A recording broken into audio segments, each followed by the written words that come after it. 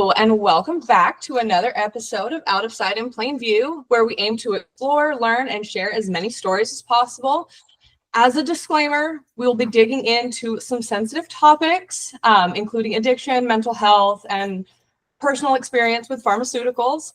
Everything we say is purely our opinion or experience, and it's not medical advice. If this isn't something you can listen to from a healthy space, please skip this episode and check out our others. Now that that's out of the way, I'm Casey. And I'm Crystal, and today we're going to be discussing the real cost of pharmaceuticals with our special guest. He is the founder of one of our sponsors, Nugs Magazine, and he's been the key in my transition into this industry, and really a cornerstone for me building my career, which is dope. I'm so beyond blessed to share this platform with him, so please welcome Dustin Hawksworth. Hey, that's me. Thanks, y'all. Appreciate you having me. Stoked to be here. Yeah, give us a little intro about who you are and your background. Oh, goodness. Founder of Nugs Magazine. I have been around cannabis pretty much my entire life. And I think being in this industry sort of fits exactly who I've always been. And yeah, besides that, there's really nothing else going on that I have going on in my life. It's weed or nothing at this point. Ain't nothing wrong with that. Yeah. All right. Love that for you. Could be worse, right? It could be worse. Exactly. Yeah. So to kick this episode off, I thought it would be fun to have Crystal kind of talk a little bit about the history of pharmaceuticals and kind of where this whole thing started. Right. Okay. Last night I did a bunch of research, so this isn't something that I know for, years. This is just fresh in my mind. So the foundation of the pharmaceutical industry has based the centuries of folk knowledge, like apothecaries, basically. And it didn't really get industrialized until like the second half of the 19th century. So, and like the first known is these guys named Mercs in Germany. And then because of German immigrants bringing their knowledge of pharmaceuticals to America is how it started. And fun fact, they actually knew that opioids were addictive back in the Civil War, but gave them, to the soldiers anyways, because of the massive need for painkillers, because of their injuries, but knew that, later in life they would have issues facing that. But that was just a little history. Yeah. I mean, who would have thought that something that made you feel good would cause addictions? Oh my goodness. That's just such a hard thing to think about. Yeah.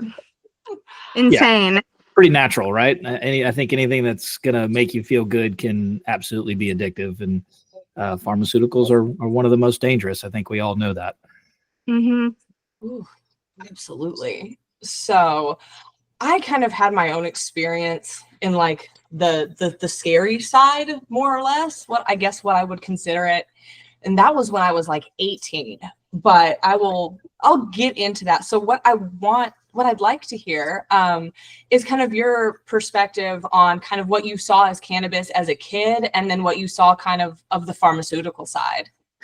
Yeah, I've seen a lot of both actually, and had a lot of personal, I guess, use stories and use cases I can share, but also with family as well. So I grew up with cannabis.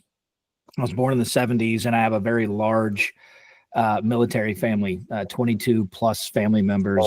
I think it's more than that at this point, but at least 22 family members are either active or former military. And when my uncles and my dad came back from Vietnam, we just had massive PTSD issues in my family. Luckily at that time, no one in my family seemed to be interested in pharmaceuticals, at least as far as I could tell as a kid. But almost every day that I can remember, someone was rolling a joint in my house. Let's just say that my family was getting together and consuming. So it was, always around. It was normalized. Cannabis was completely normalized for me as a kid, at least in my view. It was. I didn't think it was anything crazy or different or whatever. So cannabis has been normalized from the earliest moments of my childhood. It's been consumed for, fun and pleasure, to sleep, to, oh gosh, anything around depression and anxiety and those types of things as well. But also at the same time that I was consuming cannabis, I also got into my own pill problem, I guess you could say, at one point. And also I've had some family dive into issues with pharmaceuticals as well. And back in 2015, I actually watched the VA and the government kill my dad using Percocet. And so my dad broke his neck when he was in his 40s. And for 20 plus years, the VA just had him on Percocet to manage his pain, and changed who he was, how he acted, obviously relied upon the pill. And it became something, I guess, ultimately the thing that drove him to his death, double massive heart attack and an aneurysm. So, watching something like that happen, knowing that cannabis is a better alternative for strictly managing long-term pain. Pharmaceuticals aren't made to be taken long-term, not opioids, not painkillers. Those are supposed to be acute, very short times that you're supposed to be on pharmaceuticals like that, opioids and pain management pills. But because of the way that our government works, and we all know this, veterans aren't afforded the access, or have not been, at least then, weren't afforded the access to cannabis through the VA. So again, 20 plus years of the VA shoving Percocet down my dad's throat was what I got to see right before he died, which was not very cool. And then I guess throughout my early 20s, I would say, played around with pills and stuff. But really, I think this started, and I don't know if a lot of people realize this. The pharmaceutical issue started back, I believe, in probably around the mid to late 80s, where kids started to have access to their grandparents and sometimes parents' pill cabinet. And pills are easy to take. You don't smell like weed. You don't smell like alcohol. They're super convenient. And so we started to grow up. And I think when I graduated high school in 93 was when I started to see the pill thing start to really become a thing. And again, it was having access through parents. So that's where I believe, at least in my lifetime, I saw the pill problem or the opioid epidemic actually start. So we're talking back in the mid 90s at that point. And we still have an opioid epidemic here in the US. So we're talking 30 plus years at this point. My own personal issues that I had with pharmaceuticals really revolved around benzos. So the way that I grew up was not always great. And it really caused me to have some depression and anxiety issues throughout my life. And I still deal with that kind of stuff to this day. And so I was put on Xanax by my doctor. And for probably 10 to 12 years, I knew that I was fairly addicted to Xanax and that I was taking it on a daily basis. I was able to handle, so to speak, be a functioning addict, I guess, because again, pills are easy to access. It's not like I also had a decent job in corporate America making money where I could afford my pills and that kind of shit. So for 10 to 12 years, I ate Xanax every single day, which is not what you should be doing. The only way I got off of that was, I think, 4 or 5 years ago. I started consuming cannabis in a way that I knew was which I knew would help me instead of just enjoying myself like I always do with cannabis. I really got serious about actually treating things with cannabis that I really needed to treat, that I had been ignoring. And so I dove into CBD, CBG, and CBN, and have been taking that, fairly high doses of that every day for 4 or 5 years at this point. And it took me about 30 days to come off of Xanax. I just started quitting cold turkey. I just wouldn't eat one that day or whatever. And I sort of extended it and got off that way. But it was because of my cannabis use and my purposeful use of cannabis. I was able to come off of benzos, which are one of the most addictive and one of the most dangerous to come off of because they cause seizures and all kinds of stuff. So, Jesus. Yeah. Anyway, that was a long-winded answer. No, that was great. I have so many questions. Oh my gosh. Yay. Oh, Okay. oh boy. Go ahead. Shoot. Fire away. So the first one is kind of 2 parts. So at the time that your dad was actively taking, the medication, did you know in that moment that you were losing him to, or was it like afterwards, hindsight, you realized, oh shit, that's what it was? So there's a much larger story when it comes to my background and my family and my dad, but I'll touch on it a little bit. So I was removed from my dad's side of the family from most of my family when I was 7 years old. I saw my dad again, I think once or twice between the time I was 7 years old and 12 years old. And then from 12 years old, I didn't see my dad or that side of the family, which is my twin sisters, all my aunts and uncles, all my cousins. There's 90 plus of us just on my dad's side. So from 12 years old to 30 years old, 31 years old, I didn't see my family or my dad. I had no idea that he had broken his neck when he was in his 40s. I had no idea that I didn't talk to my dad, didn't see or talk to my dad, didn't see or talk to anyone on that side of the family for 2 decades. I have a very weird sort of family life. Let's just put it that way.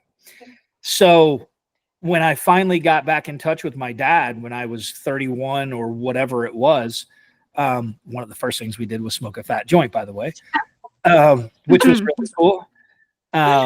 But I learned very quickly that he had broken his neck. He was on Percocet. My twin sisters, kind of clued me into everything that had been going on. And then you could kind of see the damage that the pills were doing. Yeah. And it sucked because I only got a couple of years with my dad before he ended up passing away. But to answer your question, no, I didn't really get to see the full decline. I just saw the declination. He was already there, right? So that was kind of, from the time that I saw my dad at 12 years old to the next time I saw him at 31 or 32 years old. Yes, the decline was there, obviously, just age-wise, but add on all the other stuff that had happened to him in his life and the fact that he was now on Percocet for over 20 years. There you go. Wow. Yeah. So, and how did that whole experience and seeing that decline happen, how did that play into your moment of like, oh, I need to stop now before I end up? I don't know if that very moment of my dad dying from Percocet really had any real effect on my decision as to whether or not I would still be eating pills, because honestly, I still ate Xanax for years and years after his death. I'm sorry, I have to ask. So how did that not cause like a severing in your brain of like, I just watched this happen to a family member and I'm doing that? Well, one, addiction is pretty strong. Yeah. Right. Mm-hmm. Let's just say that.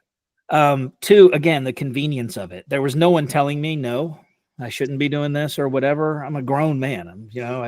I'll be 50 next year. So, it's kind of hard to tell me to not do or do something. And I think, how we run Nugs Magazine around here. Right. So, And I don't know why. I really don't know why it didn't have like more of an impact on me as to be more healthy or healthier when it comes to my choices and addictions and things, which is relatively odd. It's a really good question. Yeah, because you would think it would cause some kind of like a light bulb moment, at least for a minute. Yeah, I think being dumb, admittedly, I'm not the smartest person in the world, and that's okay. And I think, back and just even 4 or 5 years ago, I was a different person than I am now. I also have different people in my life, and I have, someone that I love in my life and who cares for me as well. I'm not just here kind of floating by, and doing life on my own and doing my own thing and being responsible for just me and my cat. I have other people that rely on me now. So I think as I even just got a little bit more mature over the last 5 to 10 years, I think it just kind of naturally happened that, I needed to stop eating Xanax. It was, really that simple. But I also think that, and I can remember throughout those 10 to 12 years that I was eating Xanax every day. And I'm not talking about just a pill. I'm talking about eating Xanax like they were fucking Skittles. So I think, there were days that I fought that, right. And that I knew that I was doing something wrong, and that I was, I think during that time I was building some character and being able to talk to myself and tell myself, okay, you're being a fucking idiot. Why are you doing this kind of stuff? Is sort of the start to getting to the end point. Tough love. Recognizing that you have an issue. Yeah. And then having people around you who also recognize that you have an issue, and then getting encouragement from those folks, and that kind of stuff was probably the real kicker. But overall, I don't know what the true catalyst was, and the fact that it wasn't my dad dying from pills is relatively odd. Yeah, no, I mean, it is what it is, but having purpose and direction is like kind of important for life in general. Just waking up and having a purpose to do things. Yeah, no doubt. Well, depression takes away, and I've, battled depression my entire life. It does a number on, let me put it to you this way. I reached 25 years old and I was like, holy shit, I never thought I would reach 25 years old. And then when I reached 40, I was like, holy shit, I made it to 40. Never thought I would be 40 years old. I always thought that I would either A, take my own life, or be killed in some way, or whatever the case may be. It was, and again, I think a lot of that just has to do with the way that I grew up. Yeah. No, absolutely. I mean, it has a huge impact. I mean, I love the way you talked about mental health, though. So that's actually where my experience with pharmaceuticals comes in. So when I was about 18, I decided I would go seek out a counselor therapy for the first time ever.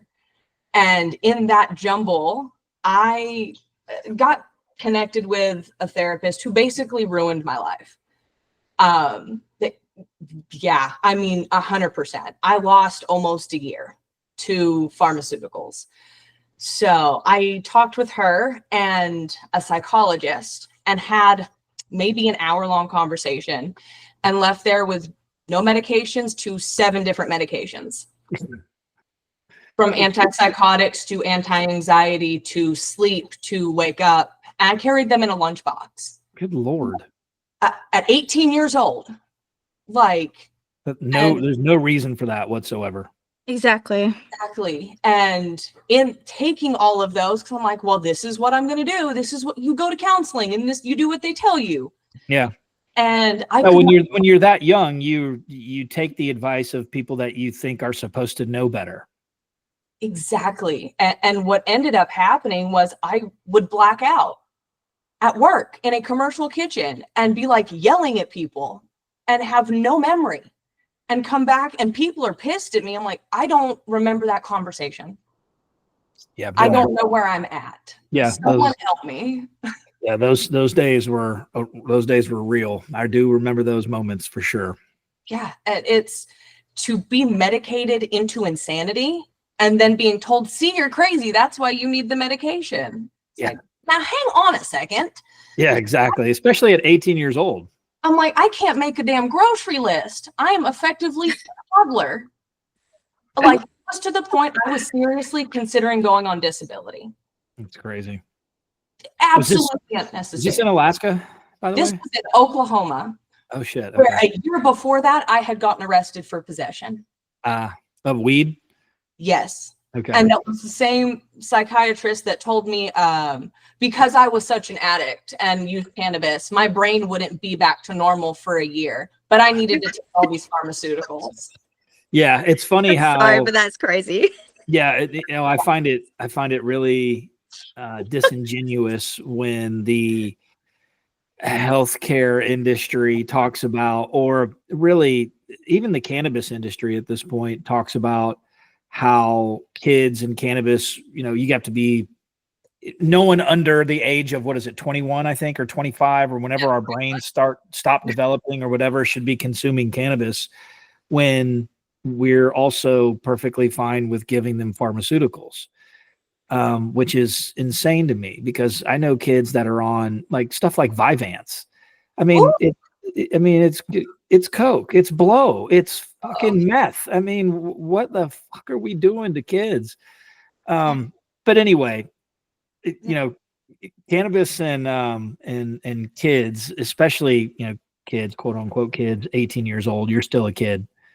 Yes. I don't care if we're called an adult or not. But definitely 18 years old is not an adult. I think it's a good thing. Having cannabis in my life when I was in my late teenage years and early 20s probably saved me, to be completely honest with you, because of all the shit that I was going through at that point. And all the changes and just going to college and trying to figure out life and on my own and all that kind of stuff. Cannabis is probably what, helped me get through all of that. Because pharmaceuticals definitely wouldn't have. And the pills that I was taking back then, it was all for fun. I was eating Percocet and Valium and Loratabs and, any other kind of stupid, Jesus. right? Any other stupid kind of pill I could get my hands on. And that's a problem for kids for sure. We should absolutely be encouraging kids, or at least teenagers, to consume cannabis purposefully, and use it in a way that is helpful and not harmful. And as a matter of fact, cannabis and kids will be one of the additions that we do this year. I'm so excited. That one's going to be dope. Because honestly, kids are going to do whatever they want. Once they're in those years, like, you don't really get a say, but you can guide them I would rather have my kids smoking a joint on my porch than going out drinking and partying and doing whatever. Yeah, please come smoke some weed. Do not do keg stands in your bathing suit, right? I would rather that not be the thing these days. But also, people need to remember, and I've had this conversation a good bit, that just because kids and cannabis are a thing doesn't mean that cannabis is not just THC. People tend to make THC as though it's cannabis. It's one tiny part of it. It's one small part of it. Mm-hmm. Kids can absolutely take a multitude of cannabinoids, and it doesn't have to include THC, or it can include very, very minute amounts, so that the medicine they are taking, the other cannabinoids, will work better, right? Not actually get them fucking high. So a lot of times when you say cannabis in kids, people are like, oh my goodness, what are you talking about? And I'm like, no, I'm not saying get them stoned. Cannabis is much bigger than THC. Well, there's been a lot of myths that have been told purposefully, like, so that there will not be research in cannabinoids. But the National Medical Cannabis Unity Conference that I watched last night was amazing. And they were saying that, how they were saying that, weed kills brain cells, but actually the research shows that it actually regrows It's a brain neuroprotectant. cells. Yes. Yeah, it's a neuroprotectant. It will So actually, cool. So it actually cool. helps your brain cells. Which So is cool. fucking crazy, considering there was a video that I shared with Crystal where a woman missed her antidepressants for like 2 or 3 days and started going through withdrawals. And she was talking about like it felt like her brain would get shocked. Mhm. And they were talking about how that's literal brain damage is what's happening. Like your brain is withdrawing so aggressively that it can cause long-term damage. Yeah, no doubt. Withdrawal symptoms are real and people don't understand them well enough, and you can absolutely die from them. That's why and people don't understand this. That's why when you go to hospitals, when alcoholics go to hospitals, there is beer. They keep alcohol in hospitals for alcoholics because of withdrawals. So yeah, absolutely. Withdrawals are a really big deal. Cannabis is one of those things that can help. Yes. So on that note, pause, because I'm going to come back around to that for sure, because I have questions about that. But I'm going to pause here to do our sponsor shout out. Sweet. Woohoo. So first thing, of course, we're going to talk about Se7en Staffing. They offer a custom approach to HR staffing and recruiting in all spaces, but we really like to focus on cannabis. It's our favorite plant. Whether you're looking to hand over the stress of hiring or looking to start a new career, Se7en is the way to start. There's no better way to start 2025 than with the help of Se7en. So check out their links and whatnot down in the description below. And then usually I would have a whole spiel for Fat Nugs, but we happen to have, I mean, the OG here. So boy, quite a spiel there. So Oh boy. I guess just for everyone out there, a quick little who we are. We are a cannabis publication. I really don't know how to commercialize what it is, but I guess we're a global perspective of cannabis and stoner culture as a bridge to the rest of the world. We focus on small mom and pop, equity, legacy, veteran, and women-owned cannabis businesses and voices. Through storytelling, authentic journalism, and badass art and photography. That's what we do. Come check us out. Absolutely. And perfect timing. Our first edition. Have we announced that for next year yet? Or this year? So it's this year now, right? Shit. Day three. Oh. Yes, it is a prisoner's edition. Something that unfortunately we're still dealing with. Unfortunately, we're still throwing people in jail for weed, which is absolutely crazy. That's ridiculous. Yep. And we've had people that have been rotting in jail for decades and decades for cannabis and cannabis offenses when they haven't even been around cannabis, and they're sitting in jail because of it, which is absolutely crazy to me. So there are a lot of good people doing some excellent work in this space. I wanted to team up with them and build an edition that highlighted stories of and from current prisoners, former prisoners that are also in the industry now. We're doing some excellent interviews. Yeah, it's going to be, I believe it's going to be pretty fucking cool. It's also, since we've teamed up with Freedom Grow and Beard Bros, and there'll be some others that we're working with as well. Everything that we're doing for this edition is going to be donated to Freedom Grow. So Fat Nugs Magazine will not see we won't be invoicing anyone. Everything is going to be donated straight to Freedom Grow to be a part of the edition that we're doing, which I think is really cool for everyone involved. And hopefully we can get the industry to get behind this and really do something that'll drive some donations and get people involved with helping prisoners and really just raising more awareness that in $1 billion industry, we're now sitting and working within $1 billion industry while we have people rotting in jail for the same things that we're doing out here. It just makes no sense to me. And the industry itself is really kind of standing on those people that are in jail and have been to jail, so that it could be an actual industry. So I think we need to show some gratitude. We need to raise awareness. We need to highlight some people and some stories, and do it for a good cause. So that's what we're doing over here. Beautiful. Well said. Well, I will make sure there are links and details if anyone wants to get involved with the edition. Feel free to reach out. All of those will be in the description. So beautiful. Now then, to circle back to what we were talking about, how did you navigate the withdrawals? Because from my perspective, I was by myself. I was like dropped in my apartment and detoxed by myself. Yeah, it's not fun.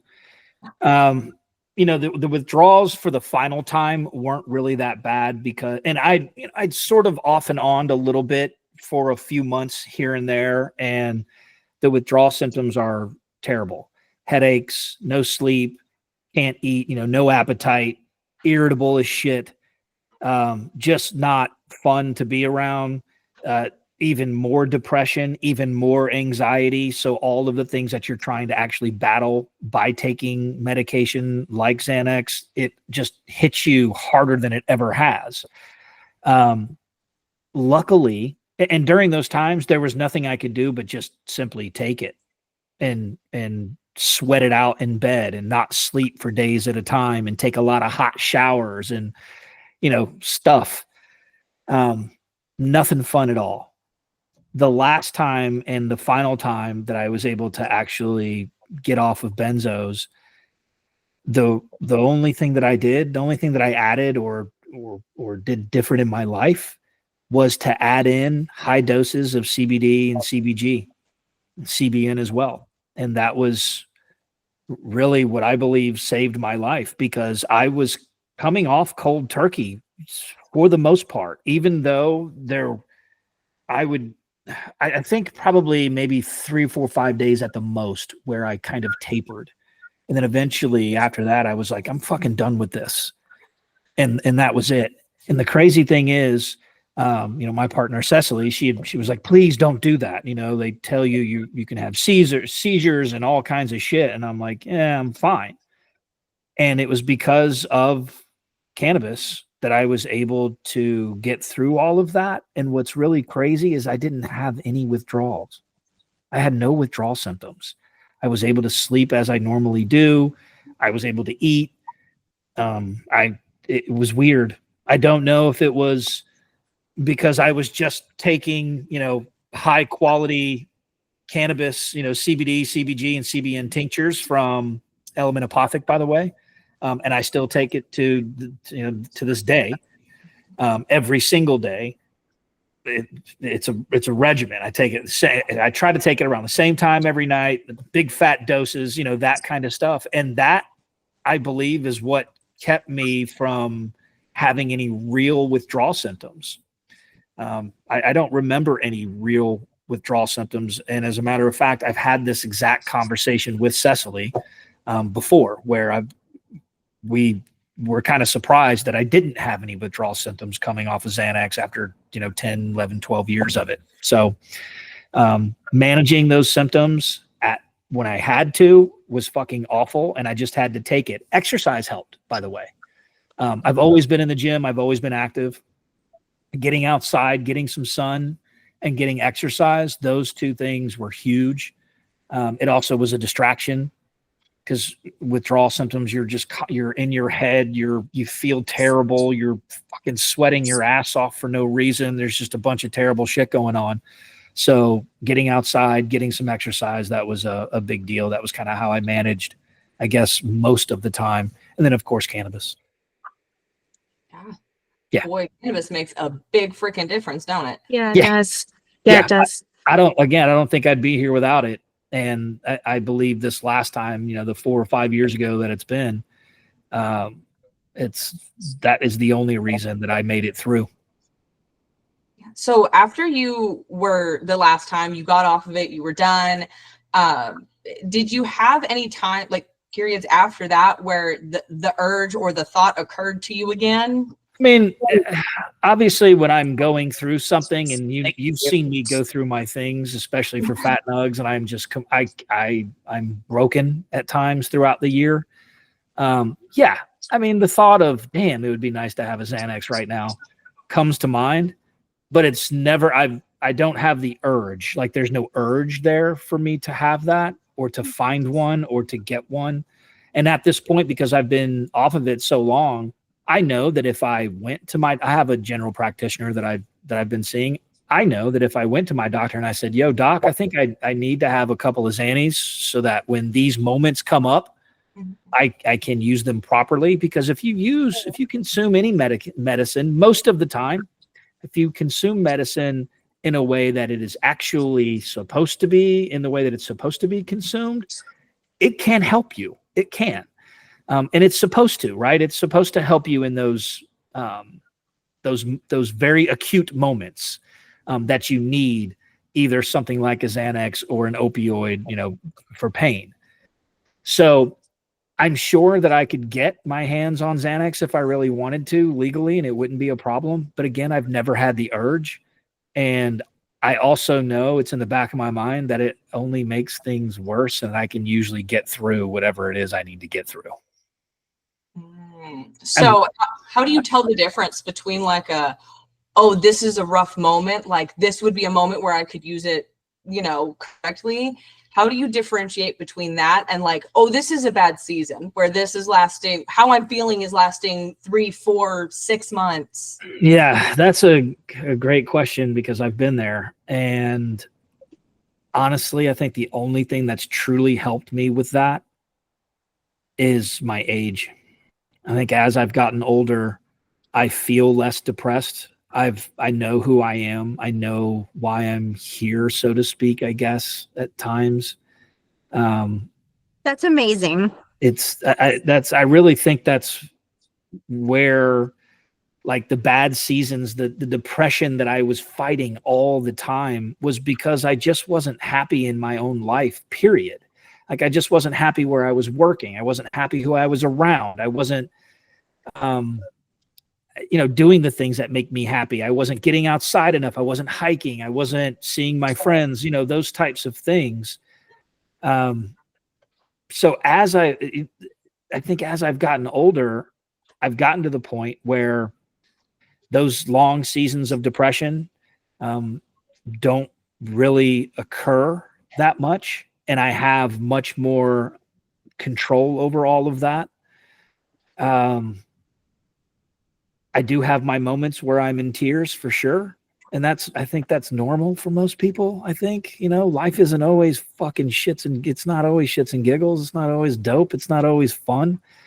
So I think most of the time now I realize that most of my depression is behind me in life because of the work that I've put in and, going through the decades of that work. I really started that work of trying to overcome my depression when I was about 32 years old. And it finally started to kick in when I was about 38. And now that I'm 49, I'll be 50 this year. Depression doesn't really bother me as much. And I'm able to kind of work myself through most of the moments that I'll encounter. Not all of them. And sometimes I have nights, like I said, that I'm sitting around crying more than I should.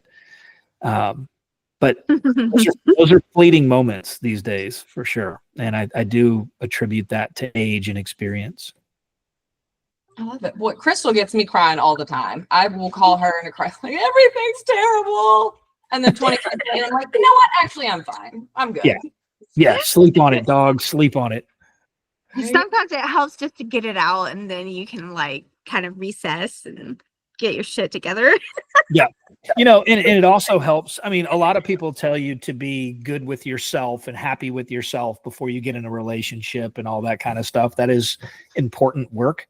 But I believe if you do have someone in your life that you can trust, that you do love, that they do love you, they do things for you, you guys are in a really good relationship and healthy and happy. I think that has a lot to do with our mental states a lot of the times as well, because we know we have someone that not only relies on us, but we can rely on them. And we don't always have to be like this strong, dude. I can look at my lady and be like, I feel like fucking shit, dude. And, you know, and it's having that type of relationship, I think helps as well. Yeah, it's nice when you know someone's got your back. Yeah, absolutely. And she has my back. So for sure. Definitely a good thing. No, I definitely think it's important to have good people. So when you are going through heavy shit, it's like you have someone to go to and be like, hey, I don't need you to help me with this, but this is heavy. Like, can you help me hold this for a minute? Like, yeah, no doubt. Watch me cry. Thanks. Appreciate you. Like, you know? Or hey, let's go get some cheese dip because I feel like shit, you know? Exactly. Whatever the case may be. Yeah, it's definitely nice to have that. I love that. So one of my kind of final questions or thoughts here, and this applies to both of you. What direction or what do you think was super key for you in finding purpose and direction outside of addiction or, you know, the partying aspects? Yeah, go ahead, Crystal. You want to answer that? Oh, I wasn't ready. It's all good. Let's see. I don't know even how to answer this. My addictions was more of like kind of suppressing personal issues in my life that I didn't want to face. So as soon as I like said, okay, I mean, like hey, he showed up. That's good. Yeah, but like once I realized, hey, I need to really face this, you know, and kind of because I was addicted to cigarettes for like 10 years, and that was like I was a professional quitter, you know, like and once I finally quit that, and you know what really helped me to quit that was chaga mushroom tea. Because I was able to differentiate in my mind, like, okay, when I drink this, I feel great. But when I smoke this, I feel like crap. Like, and I was able to stop. And thank God, you know, like I'm a big fan of plant medicine for sure. But like partying and doing all that stuff was just to not let me face my reality. And once I did, it really solved a lot of things in my life. Yeah. I mean, it's not all, you know, Skittles and rainbows, but like, you know, once you face things, life does get better and living in your truth. Yeah, being authentic to yourself, I think. For sure. But you also have to take time to find that out. So I think outside of being, 10 to 12 years deep in a mound of pills, once I got through with that, I found things, I guess, that make me much happier. Cannabis is one of those. Cannabis has always been in my life, and being able to actually do something within the industry made a huge difference. I think sports made a huge difference as well. That was sort of outside of the whole pill thing and kept me busy and kept me, having purpose. I also think the main driver was being so completely unhappy with my life while I was in corporate America for a decade and a half, for 14 years. Wow. A lot of the 14 years that I spent in corporate America, I was completely fucking wasted all the time because I was just not happy ever.